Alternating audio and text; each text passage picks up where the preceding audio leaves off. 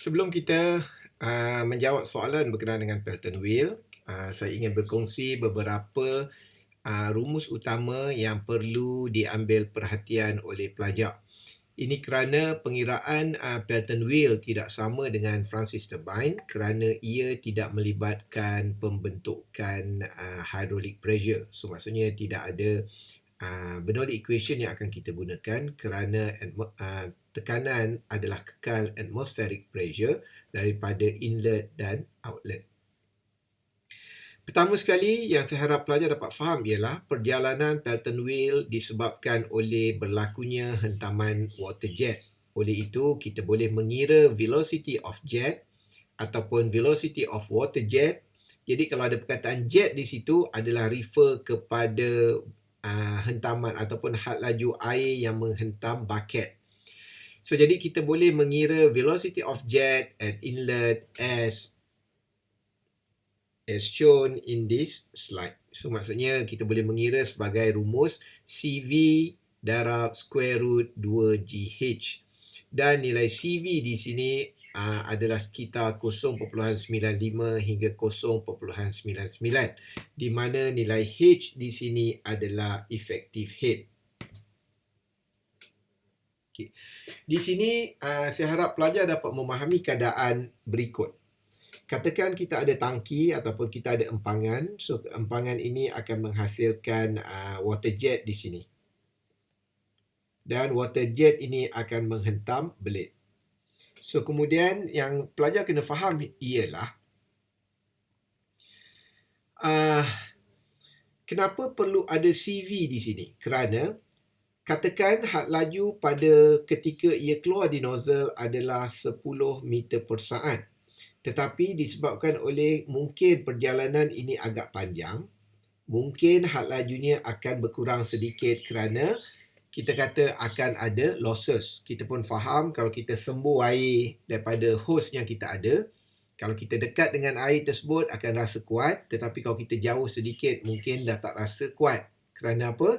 Kerana had laju dah semakin berkurangan.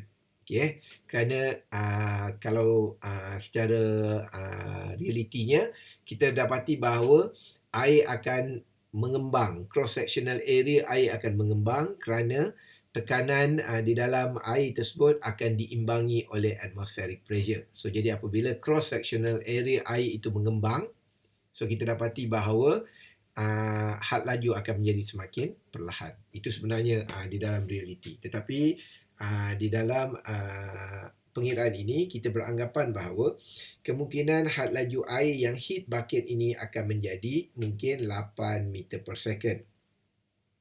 Okay, so jadi apabila had laju air tersebut menjadi 8 meter per second, jadi apa yang berlaku ialah kita perlu meletakkan coefficient of velocity. So jadi kita letakkan di sini adalah nilai CV. So jadi nilai CV di sini akan reflect kepada losses yang berlaku di sepanjang perjalanan di antara nozzle dan juga bucket di sini. Okay. So kemudian apa yang kita perlu faham ialah sekiranya kita meletakkan CV di sini, membawa maksud nilai H di sini mestilah nilai H pada kedudukan ini. Okay.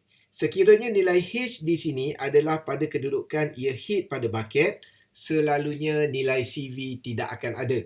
Kerana nilai CV telah dimasukkan menjadi effective head pada bucket. So perkataan effective head di sini sebenarnya reflect kepada effective head pada ketika air keluar daripada nozzle.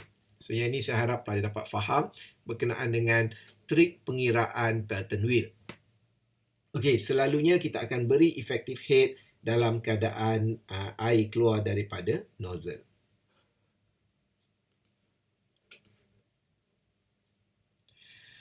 Kemudian kita ada velocity of wheel. So velocity of wheel ni ialah rumusnya adalah U sama dengan pi dn over 60. So jadi ia sama juga dengan nilai V. Ini adalah V. Saya rasa kita belajar dalam fluid mechanics 2 ini di dalam tajuk ideal flow. So simbol ini adalah V. So V didarabkan dengan 2 GH. Kenapa nilai U boleh disamakan dengan V square root 2GH? Kerana sebelum ini kita belajar di dalam degree of reaction tu, kita kata sekiranya efisiensi menjadi terlalu ideal, maksudnya tidak ada losses, kita dapati bahawa wheel speed mestilah separuh daripada water jet. Itu sebab kita boleh samakan wheel speed di sini dengan water jet. So water jet ini kalau kita lihat rumus di sini adalah CV sama dengan 2 square root 2GH. So jadi kita letak kat sini 2GH di sini. So ia adalah reflex sebenarnya adalah speed of water jet. Okey. Nilai V di sini adalah nilai speed ratio ataupun sama dengan U dibahagikan dengan water jet. So jadi kalau kita tengok daripada rumus di atas, kita ada U, kita bahagikan dengan 2 square root 2GH iaitu V jet sama juga dengan V. So V di sini adalah lebih kurang almost half ataupun kita kata mendekati 0.5. Angka yang secara common, angka yang selalu digunakan ialah 0.43 hingga 0.48. Kerana kita tak boleh nak dapatkan betul-betul tepat 0.5 kerana kita ada losses yang perlu kita overcome. Paling ketara adalah losses disebabkan oleh journal ataupun bearing pada Pelton wheel yang memusingkan generator. So di situ ada mechanical losses. So yang ini saya harap pelajar dapat faham hubungan di antara velocity of wheel dengan velocity of jet.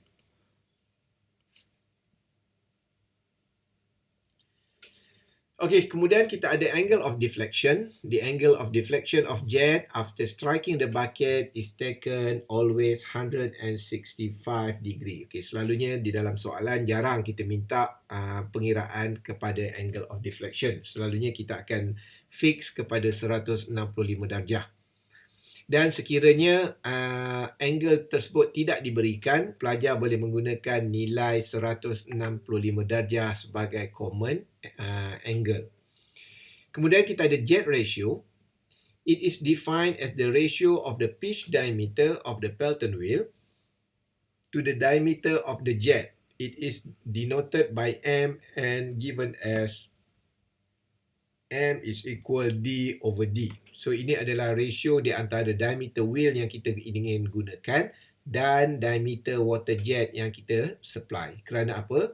Kalau water jet terlalu kecil, kemungkinan ia tidak berupaya untuk memusingkan Pelton wheel. Itu. Kemudian kita kata sekiranya water jet terlalu besar, mungkin water jet tersebut akan mengganggu pergerakan kerana cross-sectional air yang terlalu besar mungkin akan mengganggu incoming bucket yang ada di dalam wheel tersebut. Maksudnya dia belum hit sepenuhnya bucket di hadapan, bucket di belakang akan masuk dan terlanggar kepada cross-sectional air tersebut. Kemudian jet ratio is lies between 11 to 16 for maximum hydraulic efficiency. However, in most of the cases, it is taken as 12. So yang ini adalah kita kata nilai yang selalu digunakan di dalam real application. Kemudian kita ada bucket dimension. Bucket dimension are designed in such a way that its breadth should be 3 to 4 times of diameter of jet. Its length should be 2 to 3 times of diameter of jet and thickness should be 0.8 to 1.2 times of the diameter of jet. So yang ini kita kata hanyalah sekadar pengetahuan am di dalam rumus di dalam syllabus ini. Kita tidak akan minta pelajar untuk mengira berkenaan dengan thickness dan sebagainya. So number of jet, it is obtained by dividing the total flow rate through the turbine by the flow rate of water through a single jet. So jadi number of jet sama juga dengan kadar alir untuk total. So kadar alir untuk total di sini membawa maksud kadar alir yang digunakan untuk supply pada pipe daripada tangki.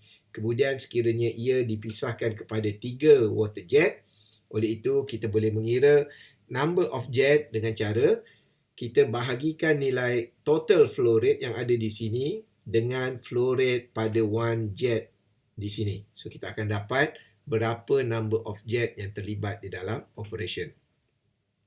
So in general, number of jet are limited to 2 in case of vertical runner and 6 in case of horizontal runner. So yang ini horizontal runner maksudnya runner dalam keadaan terbaring gini. Vertical runner ialah runner dalam keadaan menegak.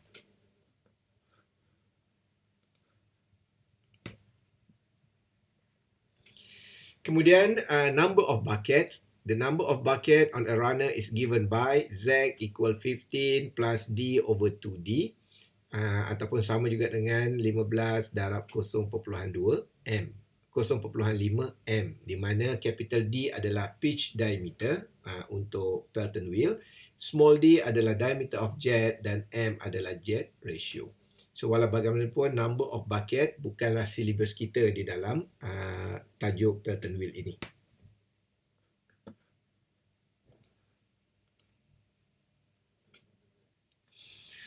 Kemudian diteruskan lagi dengan velocity triangle. So di dalam Pelton wheel juga, pelajar perlu faham untuk melukis velocity triangle. So velocity triangle boleh dilukis seperti ini. Kita ada inlet dan outlet. Cuma perbezaannya ialah kita beranggapan bahawa mekanisme yang berlaku di dalam Pelton wheel adalah mekanisme pelanggaran. Oleh itu, kita anggap bahawa inlet dan outlet sebenarnya berlaku pada satu titik. Okey, itu sebab nanti di dalam pengiraan kita tidak ada diameter inlet, kita tidak ada diameter outlet. Kita hanya ada satu diameter kerana inlet dan outlet seolah-olah berada pada satu titik. Ini kerana kita beranggapan bahawa sebenarnya nozzle yang akan hit water, water jet akan hit nozzle, dan seketika selepas pelanggaran berlaku, wheel akan bergerak dan bucket pun akan bergerak, dan apabila bucket mula bergerak, kita kata air akan jatuh ke bawah. So ia seolah-olah berlaku dalam masa yang singkat. Oleh itu kita beranggapan bahawa pelanggaran berlaku pada satu titik. Diringkaskan cerita, pelajar perlu faham ataupun pelajar perlulah melukis velocity triangle pada inlet seperti ini. Kita anggap bahawa ini adalah actual velocity yang berlaku pada inlet, di mana ia adalah selari ataupun ia adalah dalam bentuk horizontal. Kemudian apabila ia hit bucket, kita beranggapan bahawa had laju yang jatuh keluar adalah seperti ini. So yang ini saya harap pelajar dapat faham, kerana apabila air hit bucket, so bucket pun bergerak sedikit, mungkin condong seperti itu, dan air pun akan jatuh ke bawah. So maksudnya air akan tetap jatuh pada arah ini. Kerana ada pelajar yang terkeliru, beliau melukis actual velocity yang jatuh pada arah ini, kerana dianggap bahawa had laju akan masuk dan berputar seperti ini. Memang betul, air boleh berpusing seperti ini, tetapi sekiranya bucket di sini tidak bergerak. So kalau bucket bergerak, kita akan anggap bahawa air akan hit bucket dan akan jatuh pada arah tersebut. Okey, so jadi pada inlet kita ada ini sebagai actual velocity. Kemudian actual velocity tersebut kita boleh pecahkan kepada komponen velocity, iaitu U1 dan VR1. Kerana kita kata di dalam actual velocity V1 ini akan ada komponen, satu adalah tangential velocity dan satu adalah velocity yang relatif kepada bentuk bucket. Kemudian kita akan pergi kepada velocity triangle pada outlet. Pertama, pelajar perlu faham bahawa actual velocity berlaku pada arah ini. Kemudian kita boleh melukis, oleh kerana bentuk blade di sini adalah pada arah ini, kita boleh melukis bahawa relative velocity-nya adalah seperti ini dan tangential velocity adalah seperti ini. Dan kemudian kita boleh tambah lagi, secara teoretikalnya akan ada VF2, dan kenapa theoretical velocity dan actual velocity tidak sama? Kerana berlakunya pusaran. So kita ada vowel 2. Okay. Dan deflection ataupun sudut ini adalah 165 darjah. So memadai untuk kita melukis sudut ini 165 darjah atau sudut di sini 165 darjah. So jadi sudut ini selalunya kita akan gunakan sebagai deflection angle. Dan sekiranya nilai sudut ini diketahui, pelajar boleh mengira sudut di sini berapa dan pelajar boleh mengira boleh mengira nilai velocity dengan menggunakan idea trigonometri. Kerana kita beranggapan bahawa VF2 di sini adalah perpendicular. So jadi kita mempunyai satu segitiga yang bersudut tegak. Oleh itu pengiraan berdasarkan trigonometri boleh dilakukan.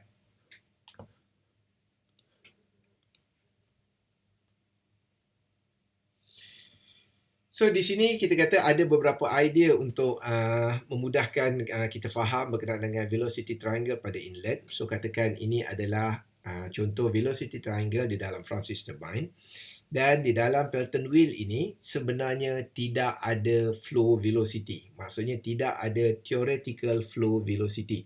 Kerana rumus VF sama dengan Q over K pi dB tidak boleh digunakan di dalam Pelton wheel. Alasannya ialah kita tidak mempunyai casing. So apabila kita tidak mempunyai casing, agak sukar untuk kita mengira apakah cross-sectional area. So jadi pi dB di sini sebenarnya akan reflect kepada cross-sectional area water jet ataupun cross-sectional area air di dalam turbine. Tetapi di dalam Pelton wheel, nilai cross-sectional area itu sukar untuk dicari. Oleh itu ia tidak terpakai di dalam Pelton wheel. So dengan beranggapan bahawa velocity of flow tidak ada, oleh itu V-world pun tidak ada. So jadi kita ada bentuk seperti ini. Tetapi kita dapati bahawa secara realitinya VR adalah selari dengan V1. So kerana bentuknya adalah seperti ini. So bucket di sini adalah selari dengan V1. So jadi kita turunkan nilai VR ini selari dengan V1 sekaligus menyebabkan U1 juga akan tertarik ke bawah. Itu sebab kita kata kita melukis velocity triangle pada inlet di dalam bentuk ini.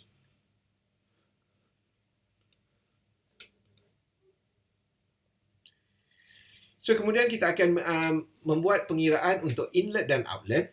Di dalam inlet, kita perlu beranggapan seperti ini. Iaitu kita beranggapan bahawa untuk mengira VR1, bolehlah kita kira menggunakan idea V1 tolak U1. So yang ini saya rasa pelajar boleh faham berdasarkan velocity vector yang kita ada. So VR1 sama dengan V1 tolak U1. Kemudian, kita perlu memahami kenyataan ini. The velocity triangle at outlet exists immediately after the water jet hit the bucket. Because of that, the point of changes is occur almost at the same point. So saya harap pelajar dapat faham, pelajar boleh imagine wheel tersebut kita kata agak free wheel, maksudnya kita kata seolah-olah frictionless. So apabila air hit the bucket, so bucket tu mula bergerak dan air mula akan jatuh. So jadi apabila air mula akan jatuh, itu adalah outlet. Jadi kita beranggapan bahawa inlet dan outlet sebenarnya berada pada satu titik yang sama. So jadi kita ringkaskan, oleh kerana ia berlaku pada satu titik yang sama, oleh itu kalau kita menggunakan idea U sama dengan pi dn over 60, kita dapati bahawa U1 kita gunakan D1, oleh itu U2 pun akan menggunakan D2. Tetapi oleh kerana ia berlaku pada titik yang sama, so jadi kita anggap bahawa tidak ada U1 atau U2, so kita hanya menulis sebagai U sahaja. Okey, so kemudian assumption yang kita buat di sini ialah untuk inlet di sini kita beranggapan bahawa V1 adalah sama juga dengan V-world 1. Jadi kat sini kalau pelajar terkeliru, pelajar boleh berfikiran seperti ini. Sekiranya velocity of flow ini almost zero, maksudnya sama dengan kosong, dia bukan sekadar hilang sahaja. So kita boleh imagine bahawa VF ini semakin mengecil, maknanya mengecil dan akhirnya kosong. So apabila VF sama dengan kosong, maksudnya V1 ini akan menjadi besar. So apabila velocity of flow di sini menjadi kosong, so kita bolehlah melukis V1 di sini sama panjang dengan V1. So itu sebab di dalam assumption ini kita menulis bahawa V1 sama dengan V1.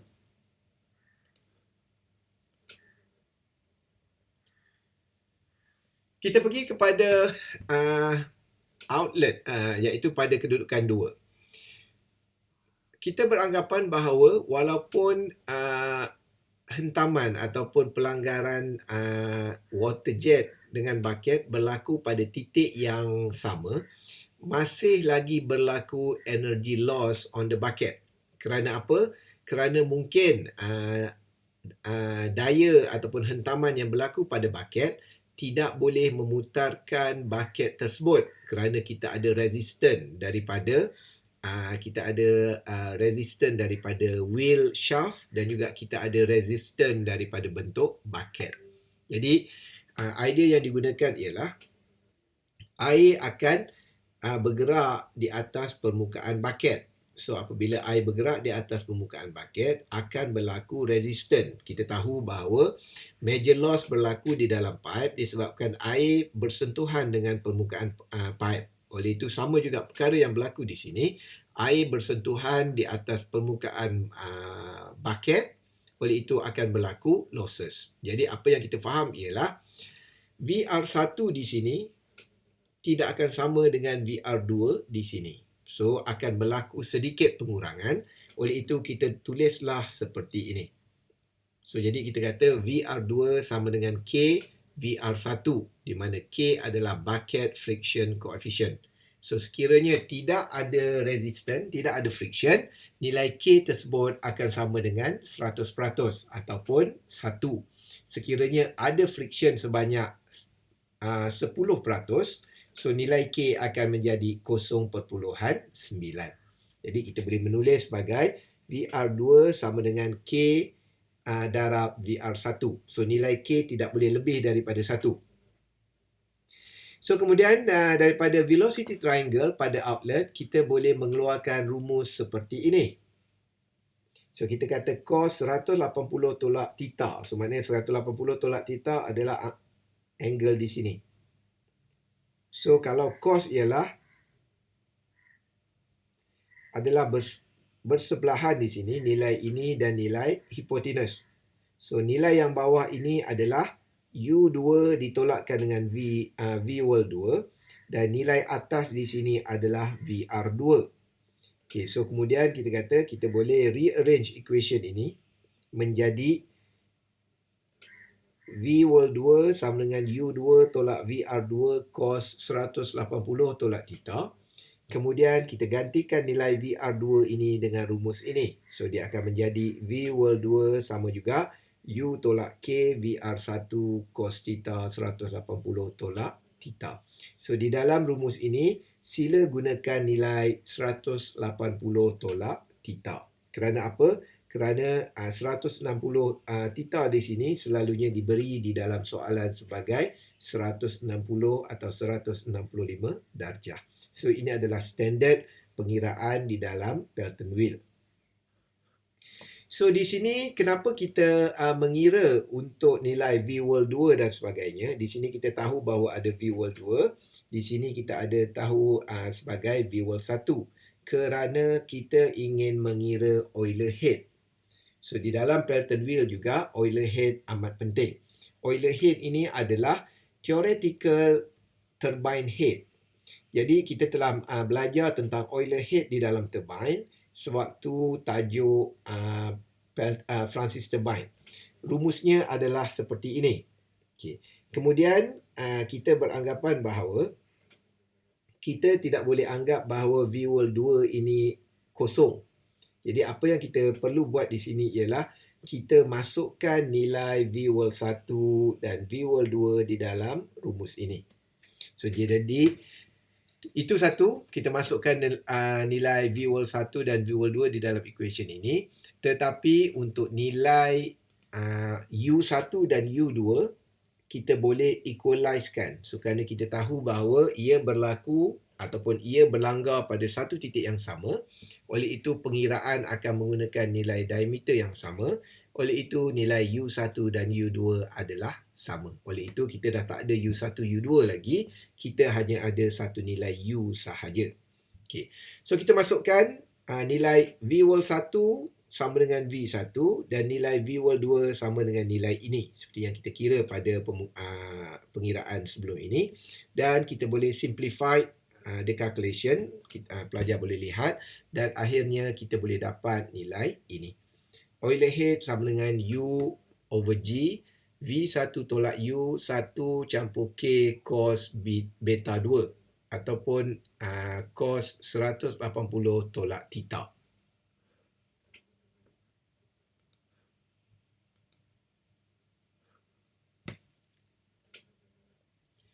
Dan seterusnya, kita boleh mengira power of Pelton wheel. Rumusnya masih lagi sama, iaitu rho GQH. So, di dalam ini kita masukkan nilai Euler head kerana Euler head membawa maksud theoretical value of Pelton wheel.